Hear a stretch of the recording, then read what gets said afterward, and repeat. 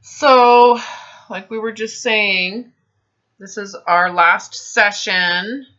And so, where are you at in the grand scheme of things? When you came to me, you were binging almost every day, right? Yeah. Often. Yeah. When was the last time you binged? I don't remember. Well, that's good. Yeah, I don't remember. I haven't had the urge to, and my mind isn't focused on food all the time. I'm not focused on being inadequate. Like, life is so different now. Mm-hmm. And I'm not 100%, but I'm where the light is on the other side.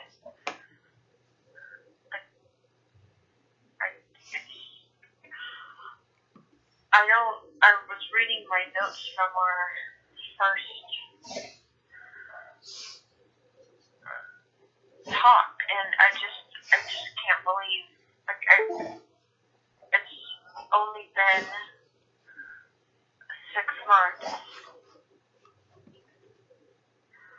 but I don't, parts of me, I don't remember that.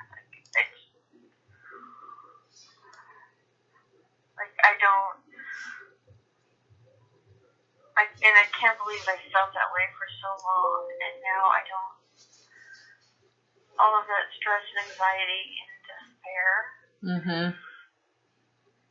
I don't feel that now, and I can't believe I allowed myself to feel that way for so long. Well, you didn't know anything different. Without reaching out. You didn't know any different. No. You know? So having this experience allows you to kind of go back and go, holy crap. You know, if you'd known something different, you probably wouldn't have tolerated it. Right? You tolerated it. You lived in it. And it took a lot for you to finally go, there's got to be a better way. At least there's hope of a better way. So yeah,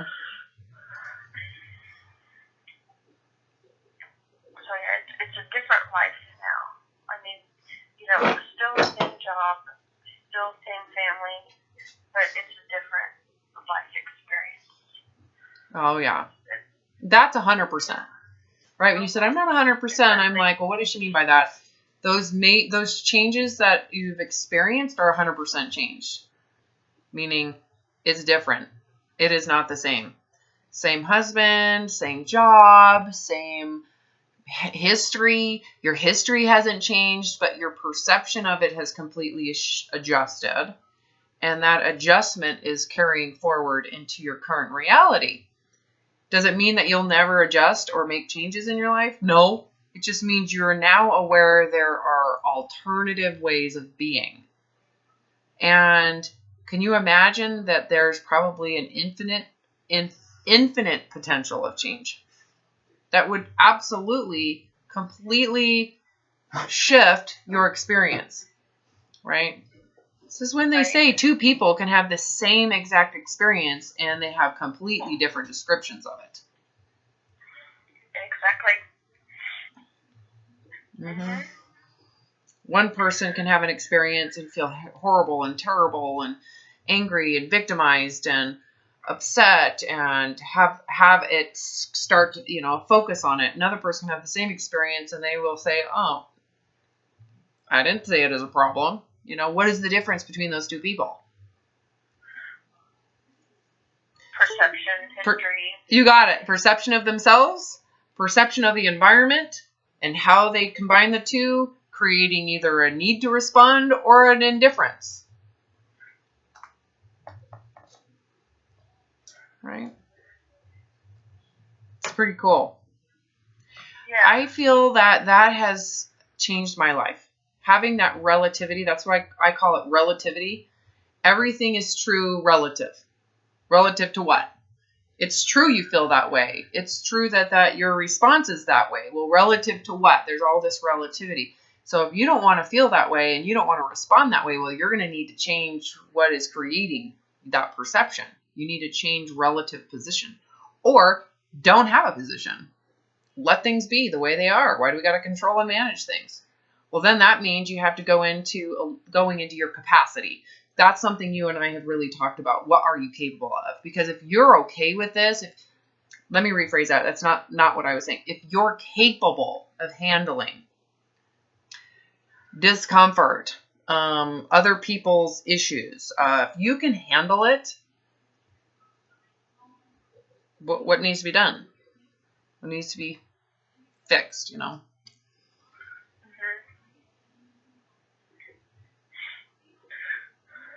Do I want to have horror and torture? Of course not. Can I handle horror and torture? Yes, I have. I've done it. I can handle it again if I need to.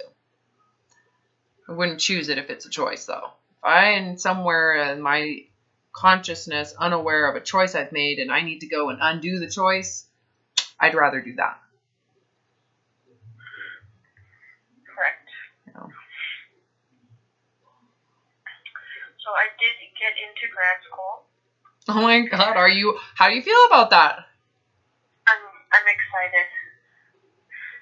And I'm looking forward to it. Oh my God, that is so fun. What a cool adventure. Yeah, and I think I would have applied but not registered in the past. Mm-hmm. Maybe not even applied. But I am. Mm-hmm. Well, I start May 22nd. God, that's right around the corner. This is really exciting. So are you starting to feel that pressure again? Has that come back? Because you were starting to feel that just in, whatever you were holding yourself to. Remember, I was like, lawyer standards. It doesn't have to be perfect. You can do the best with what you can and let it happen organically. Don't force something that's not necessarily realistic, because then you're more than likely going to quit. Right? That's true. Yeah, through the application process, I was a little anxious and already thinking of outcomes, and I hadn't even registered for a class yet. But no, I'm a lot more relaxed about it. I'm just going to take each class at a time, and if I make it through, I make it through. If I don't, I don't. But there's no reason that I shouldn't and that I can't. Well, you know what? If you just stay away from holding yourself to some expectation that is not realistic. You're not going to know until you get in it and you start it and you understand more the process. And, it's like, don't hold yourself to, I have to be the best in the class. Why would you do that? Why can't you just do your best? Yeah. And that's exactly what I'll do. Yeah. And you know what? Sometimes your best is you showed up to class, because you got to keep yourself in reality. Reality is such that you're going to have sickness. You might be lack of sleep. You might not totally understand what you're learning. You might have a professor who's a total asshole who doesn't care whether you pass or not. They're taking your money and he's doing a shitty job testing in a way that's different than how he teaches. Whatever. You're going to have to adjust to whatever it is. It's kind of exciting. I love school. My God. I love it. I love it. I really enjoy the learning process. So I'm kind of excited. And I haven't had school for 25 years. From what I hear, it's a whole lot better, meaning the technology is better, access to information is easier. Oh, it is a whole different world already. Yeah. Just registering online, and we have to, and you can access your grades, and you can go in discussion boards with your fellow students before the class even starts. And Oh, I love that. Oh, see the access to getting help is so much easier. yes. So cool. And so I look forward to that. And I'm hoping that I can keep my same work duties. Because I do a lot of work too, extra things. And so I talked to my big boss, and he said he's the one who wrote the letter of recommendation for me. And he said if I need to cut back on anything from work temporarily, that would not be a problem. That is amazing. So you have support, and you have that lenience for you when you need it.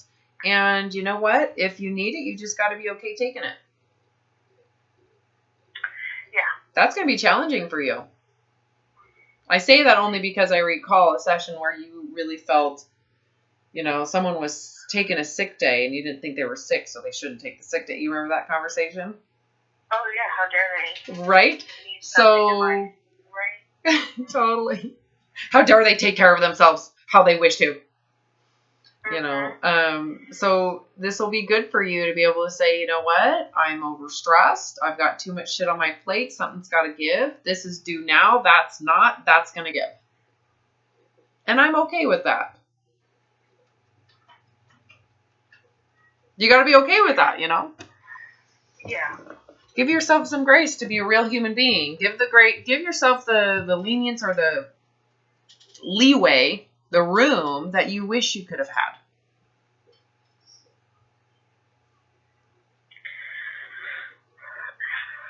Oh, exactly. Because otherwise I would burn myself out, end up anxious, pissed off, bitching. Yeah, resentful, and you're the one who's being a jerk to yourself. So this will be a good experience for you to actually, if you're going to do that, you need to get out, Potato.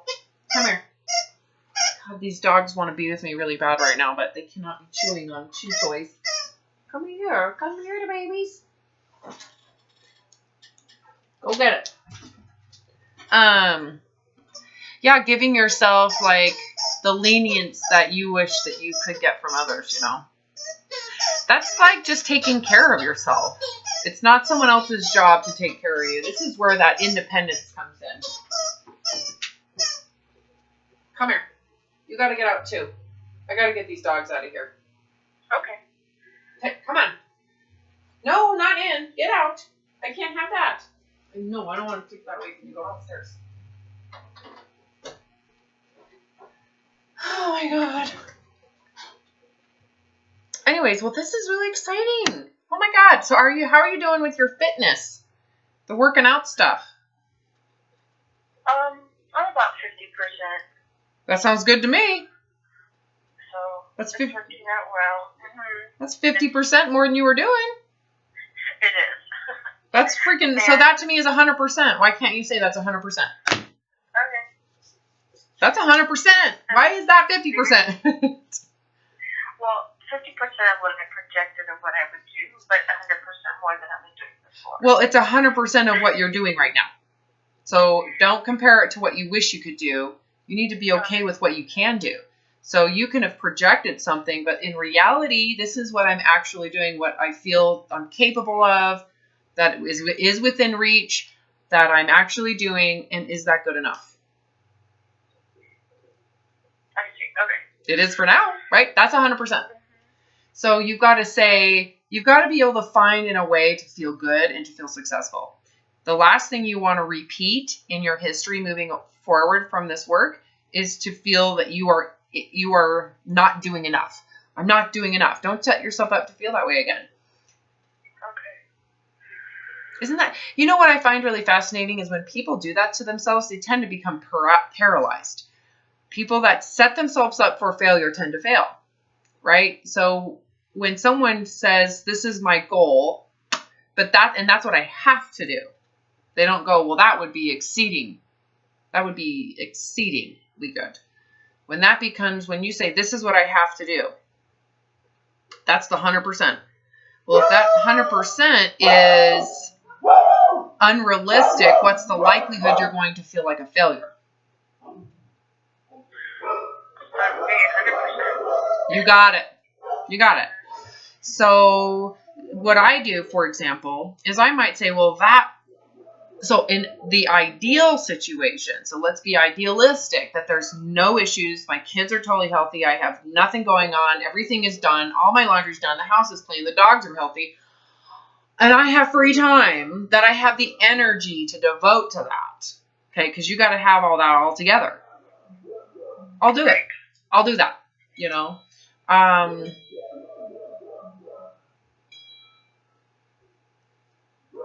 You got to find what works for you too. So for example, with my yoga, I have it in my schedule. It is a scheduled thing. If I don't schedule it, I will in my head go, well, I can do it on this day. I'll do it on that. And that's fine too. Like if I couldn't go today, Wednesdays are my yoga day. Okay. I would adjust and adapt. But in general, I don't put clients close to the time that I leave. I don't do clients afterwards. It's like a blocked off period of 3 hours that I don't do shit but go to yoga. Okay. So then it is just kind of habit. It's something that I do to feel pain relief. And there's to some degree pain prevention, but it's mostly relief, right? Right. So it's realistic. I haven't had that freedom in the past for whatever reason. I didn't have the energy. I had other things I would rather do. I wasn't, I was in too much pain. I couldn't do it. You know what I'm saying? So yeah. What I'm saying is, at least in terms of this physical activity, because you're going to need to think about how you're going to manage this when you go back to school and you have your work. If this is important to you, doing 20 minutes is doing 20 minutes, which is better than doing 0, right? Yes. So by having it in your schedule or saying, I can read while I'm on that elliptical, and I'll do 20 minutes or do 10 minutes here, go down and do 5 minutes here. Remember how I had you split it up? Have you tried that? Yeah, with the elliptical especially. Have you found that it's more realistic when you do it that way? It is, definitely. Mm-hmm. I know. Why commit to a friggin' hour when all you got to do is say, I just got to do 10 minutes.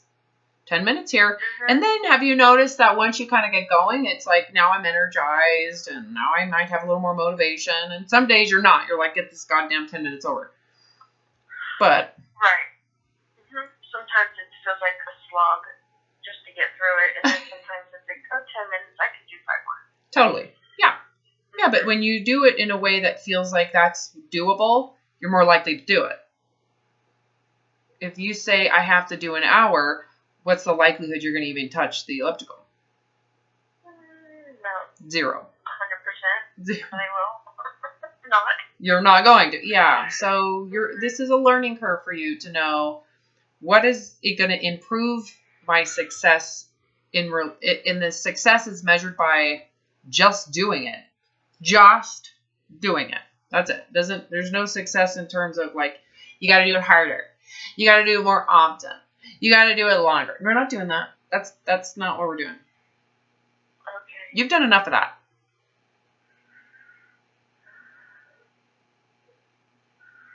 So it sounds like I should schedule this in. I'm going to try that because my time is going to be. If I think I don't have a lot of free time now, mm-hmm. that starting May 22nd, I'll get a reality check. Totally. Yeah, what I would do is, and I would, again, I will read while I'm on the elliptical. I'll do it for 20 minutes, and that's my reading time. I need to read that chapter. So it's, because you're going to be reading a lot. Don't you remember that from college? It's just so much reading. So much reading. So that's something to do in paired in time. Like, this time is set apart to read. And I can do it, I can do it timed properly. So Yeah, for sure. I would absolutely focus on a schedule. And once again, the key is making it within reach. So what you're capable of doing right now, just imagine you just got to, that's it. That's all you got to do. That's your 100%. That's good enough. Right? There are benefits to what you're doing. So can you manage that 50% that really is your 100% right now into your new schedule? And I would start to think like, well, didn't you remember when you first went to college, how regimented? I know you probably, were you working when you first went to college?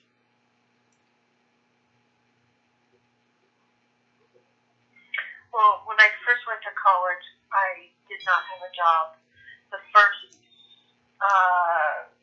semester, and then I got a part-time job, but I was very much a scheduler. I had a calendar, and if it wasn't in my calendar, it wasn't happening. I was very organized.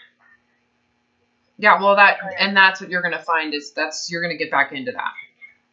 Because you kind of have to with, when you get your syllabus and you can see what's due and when's due, and you got to do all this reading, 3 chapters in a week. You kind of have to have it organized. Otherwise, none of it's going to get done. So that's going to be beneficial for you. Don't you think? Yes. Especially when now they post online what books you'll need, and they'll post that ahead of time. Yeah. Oh, well, that's nice. You can start early. Yeah, I'm gonna order 2 of my books this week, and everything, of course, is available on Amazon. I'm gonna order them this week. That way, I can read them actually before we start. Oh yeah, and that's so smart to do that. Then you're ahead of it, and you're ahead of the conversations too. So the professor's going to want to talk about. He's going to have conversations about something, and you've already read the material. That's how I finished college. It was way easier to do it that way. Anyways, God, I'm a little jelly over here. This is so cool. So awesome with your, exercise. Do you feel good about it? Yeah, I do. And it's, I had a doctor's appointment last week, and my blood pressure is great. Awesome. So I'm just going to stay on the meds because I was 128 over something. For me, that's very good. So we're just going to keep things how they are. She's very pleased with my progress with the blood pressure. God, that is just very cool. Yeah. So I got a referral for a dermatologist because I have some strange moles popping up. But that's expected because I grew up in the sun. On the beach. Yeah. So I'll make an appointment to get those checked out. I've wanted to for several years now. So. God, you're really. How does it feel to take care of yourself? Oh, it's awesome. It is. It feels like it's just something off another checklist that you need to do. Something you don't have to stew about or worry about or feel overwhelmed about. Right, and you're not avoiding it. Oh, I hate that feeling. Because that causes anxiety. Yeah, it does. If I'm avoiding something I need to be doing, I think about it a lot. It's just better to get it done. No, just face it as soon as it arises. Face it as it arises. This is arising. Let's face it right now. Oh my God, things are moving for you. How's your relationship with your husband? Has that improved at all? Have you noticed a difference now that you're in a space of calm with yourself? How that is, translated into transferred into your relationships with others?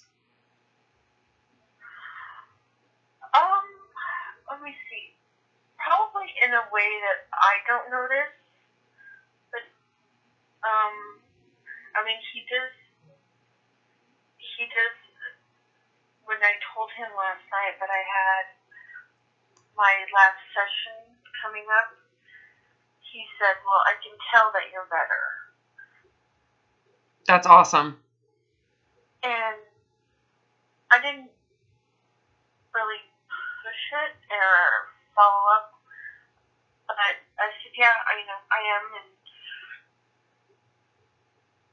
but he's very excited that I'm going to grad school.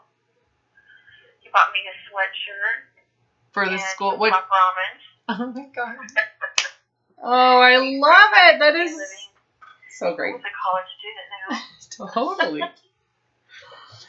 That is hilarious. Yeah. Oh, he's so proud of you. So, yeah, he is. I think that he is, if you talk to him, he'd probably tell you that he's very excited that I'm not obsessed with dieting. Oh, thank the Lord, right? Right, because he has no idea how many. It's not just him that's thankful you're obsessed with dieting. That's for sure, right? He thought he was miserable watching it occur, and he can't even imagine what it was like to be in that for you. Right. Because, it's typical when mama's on a diet, everybody's on. Everybody, no one can eat anything other than what I eat. Right.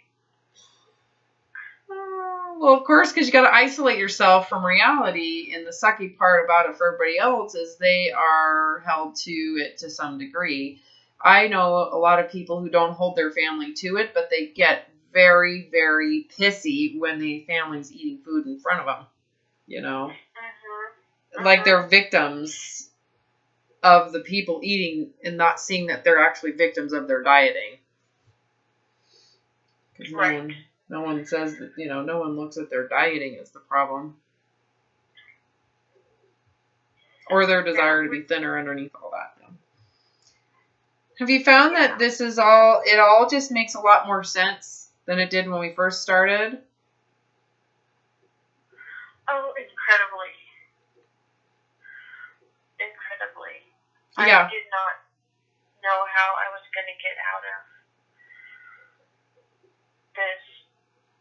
the mental rut that I was in. Yeah, it's a trap.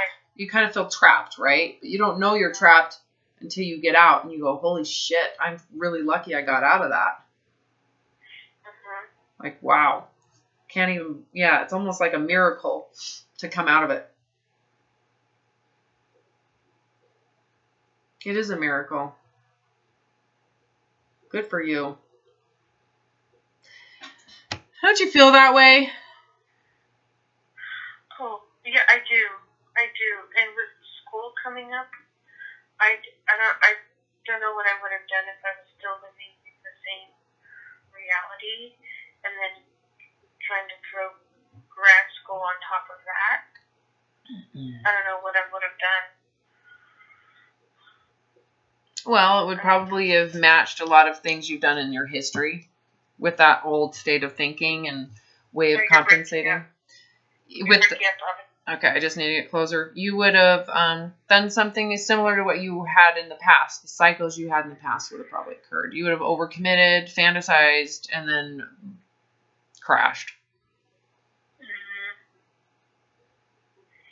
And now I feel like very peaceful about my endeavor. I'm not dreading grad school, and I know in the past I would have dreaded it. You were volunteering for it. Well, the pressure you would have put on yourself. I mean, you would have dreaded the pressure, really, because you would have probably told yourself, I have to be the top of the class. Something outrageous. I have to get all A's or, Yeah.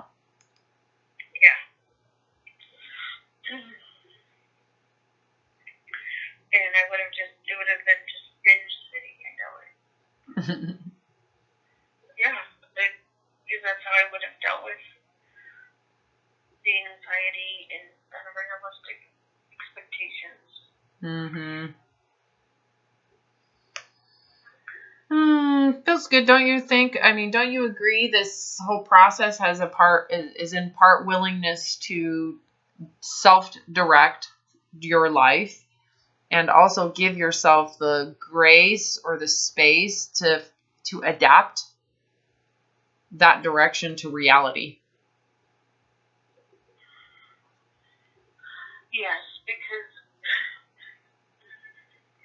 in part of it is stepping out of your comfort zone and being okay with trying something new, trying something you've wanted to do. Mm-hmm. Because you know that just trying it is great. If it doesn't work out, it doesn't work out for you.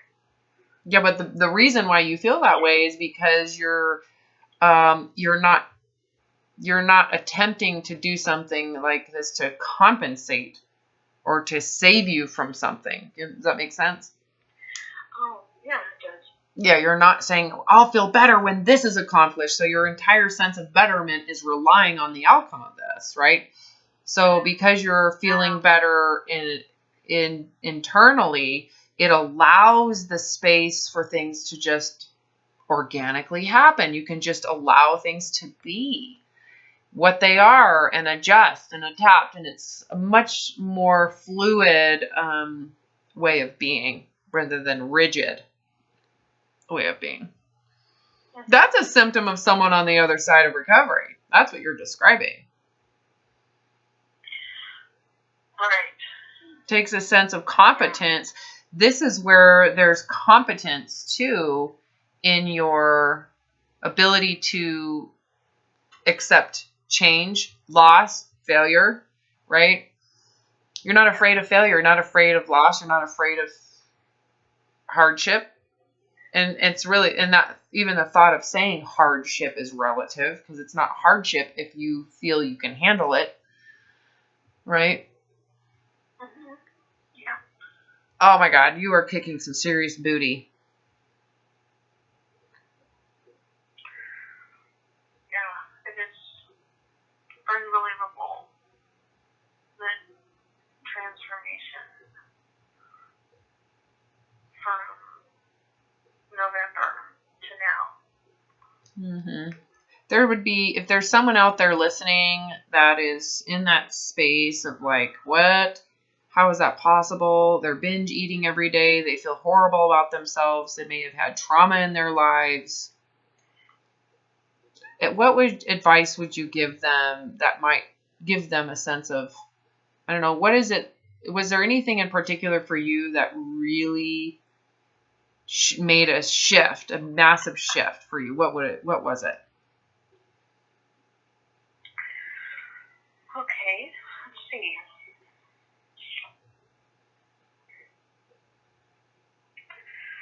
For me, it was realizing that the life experience that I had as a child and as a young adult was my perception of that was wrong, and I didn't have to keep looking at my life that way. Like, it's really difficult to explain and articulate. But there is, like, realizing that there is a way out when you're in it. You want it, but you don't realize that it's there. Sometimes it has to come from some outside suggestion, don't you agree? I don't know if you would have ever come to that awareness about, being, childhood molestation. You wouldn't have ever come to that yourself because of the position of being, because you were positioned as a victim, which is understandable.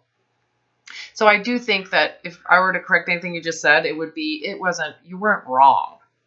It was the way you perceived it was what you would expect from a child.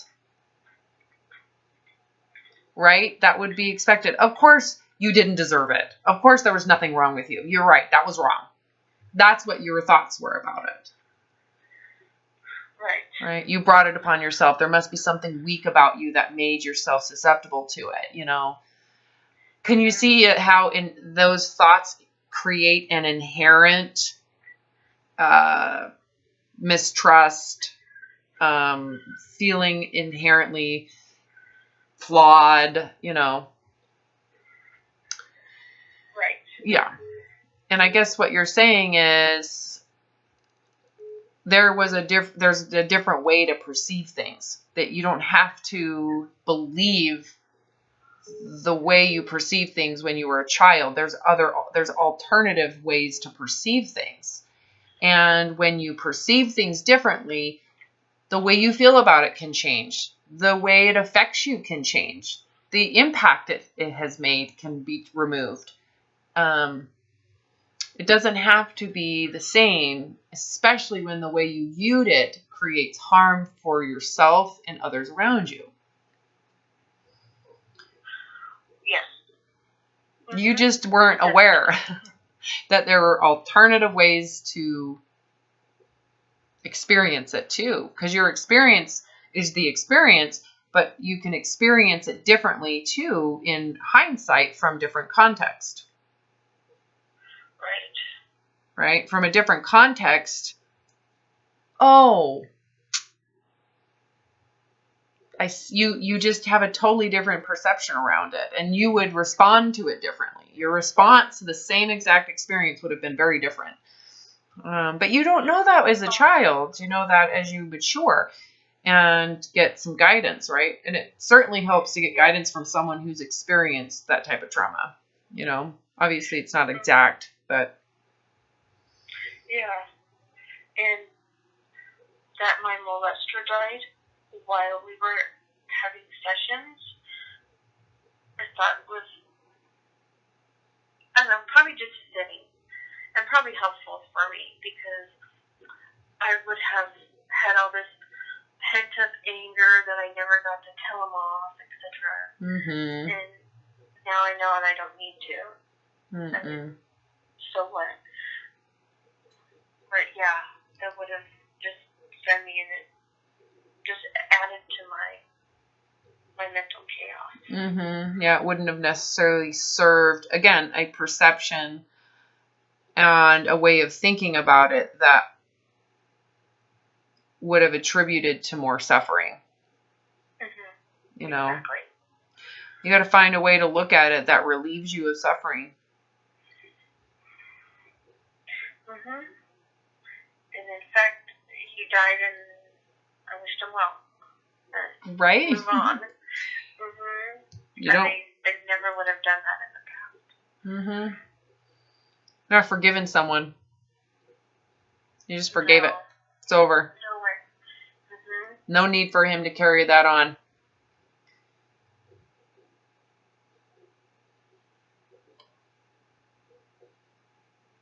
Yeah. That's huge. Yeah. That takes a lot of it. You have evolved. You could say, don't you agree? Yes. That emotional maturity is you've evolved into a more gracious, loving, open-mindedness. Don't you agree that you're more open-minded about it rather than positioned, biased, defensive?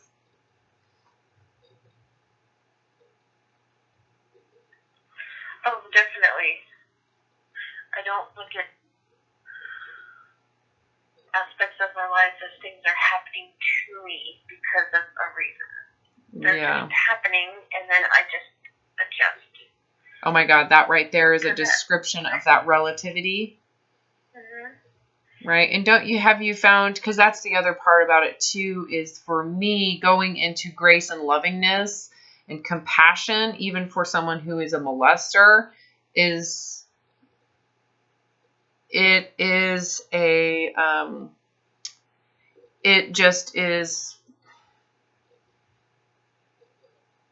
changes everything. It's like it heals. You're instantly healed. Like I said, this is like a miracle. It's miraculous. You have healed from childhood molestation. Healed. healed. Mhm. And what healed you? Forgiveness, kindness, lovingness towards that person. That's not, again, remember when you said, oh, I don't like that word, and I was like, that's not what I'm talking about. This isn't a sentimental attachment shit. This is like compassion for him as a human being in horrible, horrible, suffering. Right. That would promote this type of behavior, and you can have compassion and give him forgiveness because there's context for why he's this way that has nothing to do with you. Why make it about you? Yeah, and it always has been about me. Yeah, so that right there, the power of forgiveness, I guess you could say, is very much healing, super healing.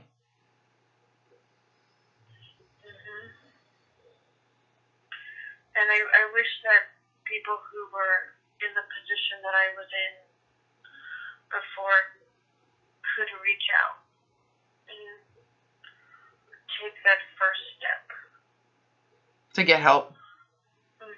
Yeah. Because there is light on the other side. You may not think there is at that time, but there is light. And it is so different. Life is so much better. And nothing has changed. Right. Everything is the same. Yeah, you're not thinner. And even if you were... It has nothing to do with that. Right? Right. I forgot about that part. Right, well, yeah. Because it's so insignificant. Now you're getting the insignificance of that. Why does that matter? We're this way or that way? Why does that matter?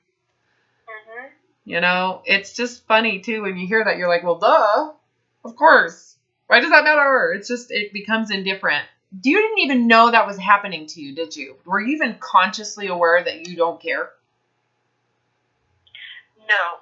That way. You just mentioned it right now. Congratulations. How does it feel to be fully recovered? It's the best. Yeah, it's like being born again. Yeah. Like your life just began. Actually, I take that back because that life and that life of torture and all of the hell that you lived in was advantageous.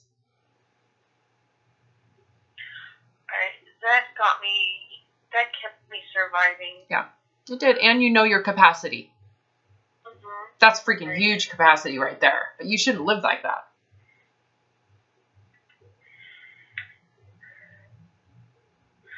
Right. It's a pretty tremendous life lesson to learn your capacity that way, but that's the way it happened. That's how it happened for me, too. And I just realized I shouldn't have to live like that. That's not worthy of living. If your whole life is in that state, why the hell are you even here? Because you're not even living. You're just surviving. You're not thriving. You're not actually expanding. You're actually contracting, and you're basically going into a dark hole of nothing, But the benefit is the lesson that you'll never do it again for nothing. Exactly. Having experienced that, you're far more aware too of and can appreciate your freedom. Right? If you hadn't experienced all that, would you really grasp how important it is, the space you're in right now? No, not at all. No. And it was done without medication, right? Yep.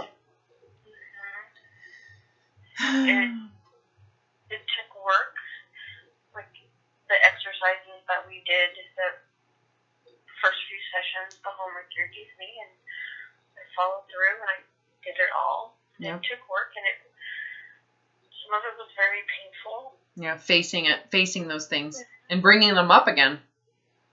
Right. But you have to deal with it and then move on. Right? Can you imagine how much energy you expended repressing those issues, hiding, running away from, avoiding, compensating, trying to fix, to mask it all, or to try to like just avoid at all costs dealing with that, right? Because it brings up what you think you're incapable of. And I think that's, don't you agree? If you really look at it with compassion, you held off doing what needed to be done because you didn't feel you were capable.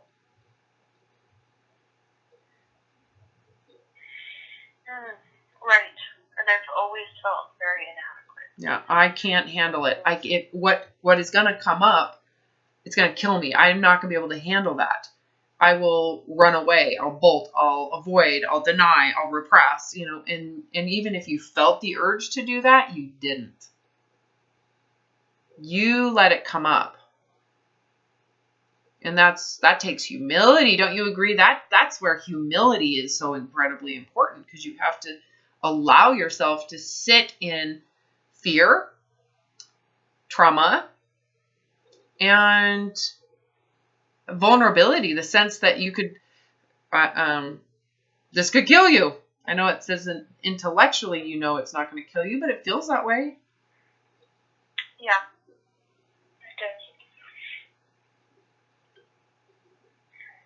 Yeah. God, if you had said to someone, well, I'm going to go talk to this lady and she's going to have me forgive the guy that molested me for my entire childhood. That's the first thing we're going to do, is talk about having compassion for him. Would you have been like, no. No, I would never have gone through with our first appointment. Right? You would have thought I was crazy, or that I had you would have been, I'm a victim of her because she doesn't know what I went through. Right. That goes without question. Why do we need to talk about that shit? That shit, we understand. Do you really need to hear yourself talk about how horrible it was again? No. Right. There's no need to rehash the childhood. No. And you were able to cut through all of the BS and get to the point. Keep in mind, that took your willingness to let go of the BS. There's two parts to this. It's not just me going, bullshit. It's you going, she's right. I'm going to listen. It wasn't a fight for me to do it. Well, I was ready. Correct. In the way that we progressed with the sessions, by the time we got to that, I was ready for it. Well, we went right into it, didn't we, in our first consult, or was it the first session? Well, yeah, the first session we talked about awareness and forgiving my mom, forgiving him, but we didn't, the idea was thrown out there. But we talked about my perception first, which helped. Yeah, I see. Yeah. See, I don't even know what I'm doing while I'm doing it. And talked about how my childhood had nothing to do with me. Like, that for me was huge. That was. Well, because don't you think your whole concept was that there was something wrong with you, which is why it was you that this happened to, so then it had everything to do with you, right? Exactly. Yeah. That was just something you needed to hear and see. Once you saw it, you could feel the truth in it, right? So I didn't have to convince you of that. You heard the truth and were like struck by it. That's true. It had nothing to do with me. Absolutely nothing.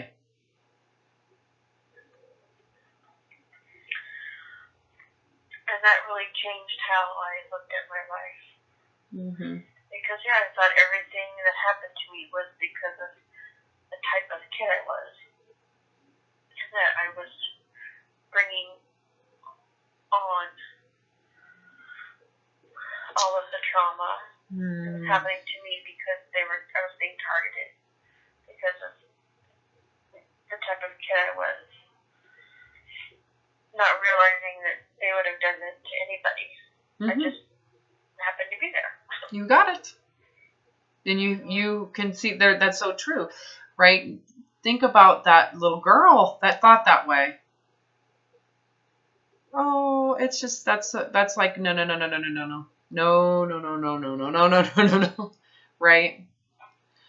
Right there, that had to have been so healing for you. God, I'm so excited for you.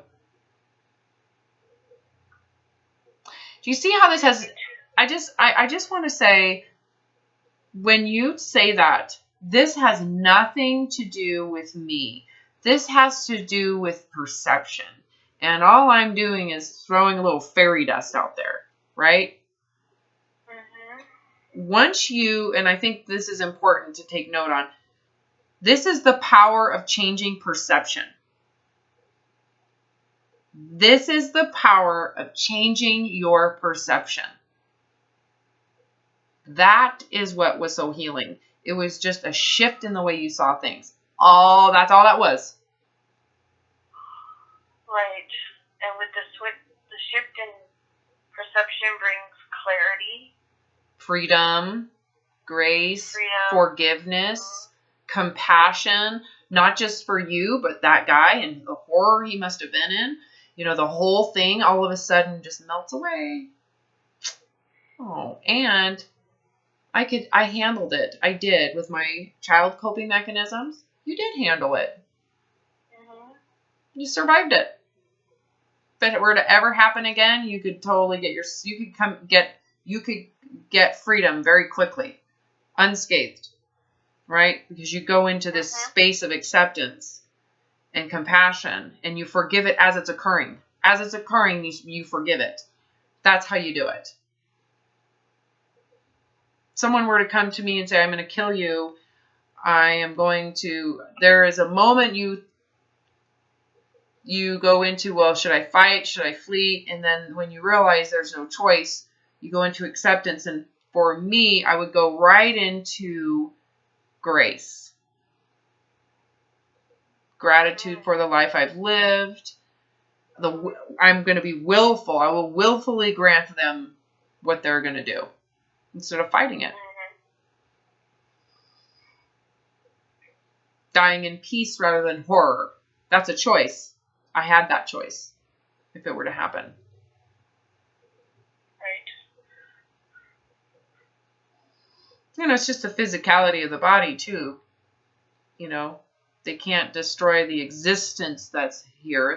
They can actually end the function of the body, but if you believe in anything past that, they can't take that away.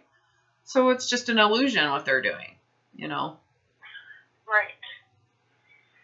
They can take the body, go for it. They can't take my free will. They can't take my consciousness. They can't take my awareness, and I will give it to them for free. They can have it. That way I have my peace and my free will still. It is for my free will that they can't take, and I'll use my free will to give them the body. You know, that's a different way to perceive things. You know what I'm saying? Like remember when you said, something happens, I make these adjustments, click, click, click, click, and I'm free. I keep on moving. You adapt, you adjust, you move forward, right? So what I'm describing to you is like, give me a horrible situation and I still can adjust. I adjusted all the way to the point where I gave my body to a murderer to murder, right? All I'm aligning myself up with is freedom. Free will, choice, you know. As soon as you say, I have no choice, it is not, you are now a victim. And you will now fight or flee. And the horror, you know, starts to inflame.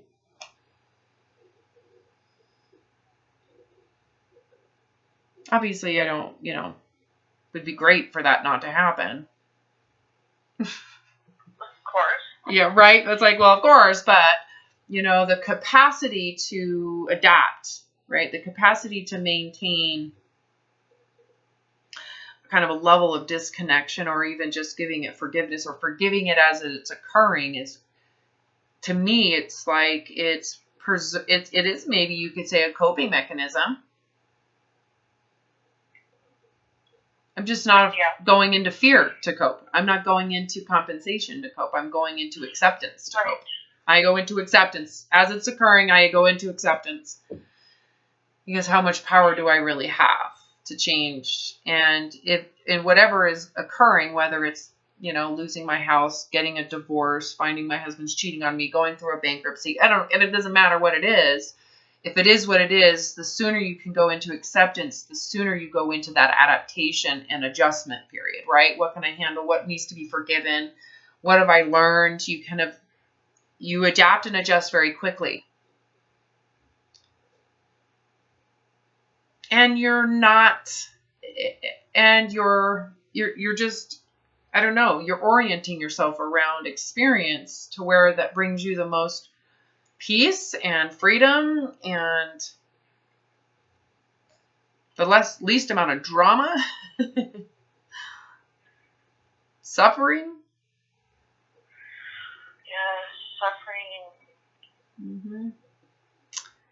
And living the years of living and suffering at the same time, not realizing you think you're living, but you're suffering. You're suffering. Yeah.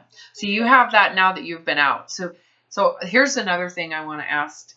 You had no idea until you were in a different space of being. Did so a lot of people think, they make the assumption, well, I need to know what that is so I can get there. Right? Right. That's totally counter to how it works. You're going into a space you don't even know exists. You're open to whatever it is. There is no knowing or any awareness until you are existing in it. And the only way to exist in it is to have the courage to do it.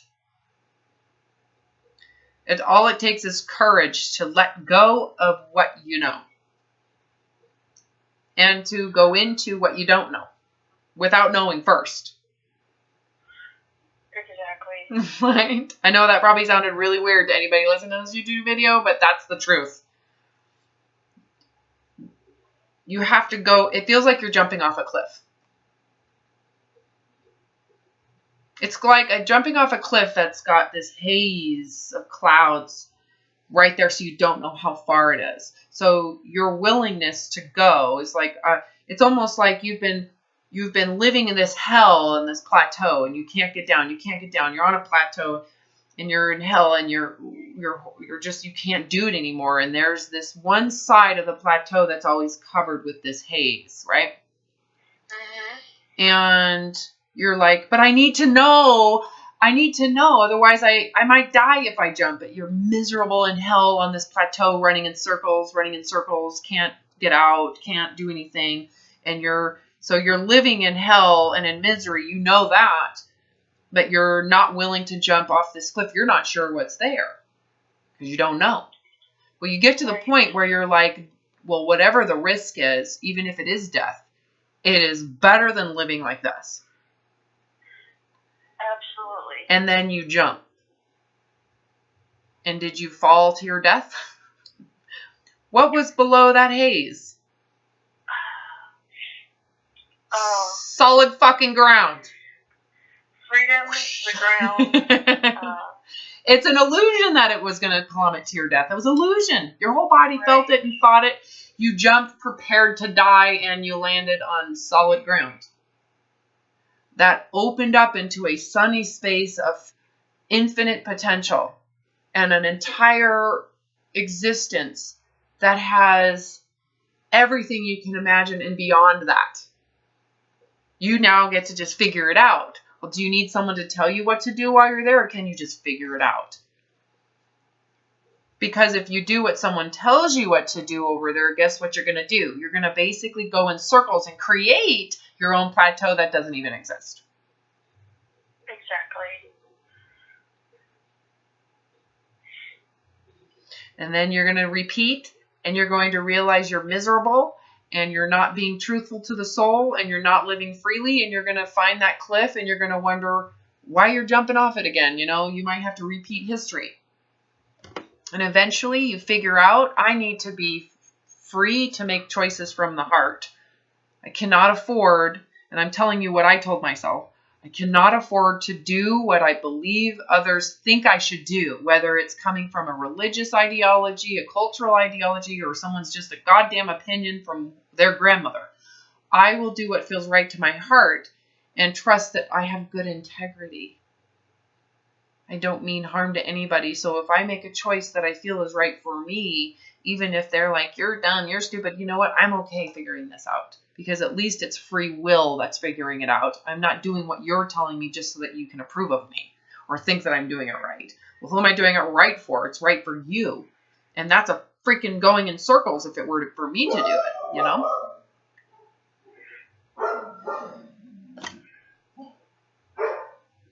That is so true. Yeah. Even with this whole concept of body image, what I'm telling people to do and how I'm guiding them, it took a lot of damage and suffering for me to get to the point that it was the right thing to do. So when someone comes to me, I'm going to say, well, here's what's going to happen. Here's what you need to do. It might not be the right timing for you. You might need to suffer some more. And that's why I'm okay with that. I'm like, this is not the right thing right now. There's more work that needs to be done ahead of time. So when you come to this cliff and I say you need to jump, you might not be ready to jump yet. Does that mean that you're bad or failure? No. It just means you're not ready to jump yet. Yeah, that's true. I didn't think about that. Yeah, some people just are not ready. Not ready yet. You came to me ready. You were like putty. Let go. You were like putty. You turned around and fell backwards over that cliff, man. You did it sight unseen.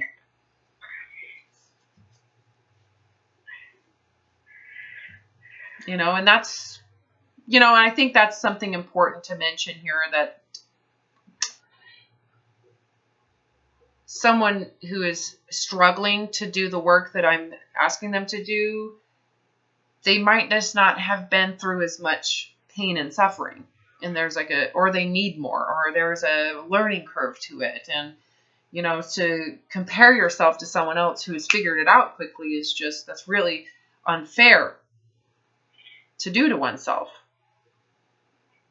Yeah, that's true. Because you don't know the state of the mind of the person that came to me that did it so quickly. You don't know how close they were to suicide. You're not aware of what they had to get through to do it to the point where they just jumped off the cliff when they ultimately felt that feeling of death. So, all right, dearie, I gotta go. I've got another client waiting for me.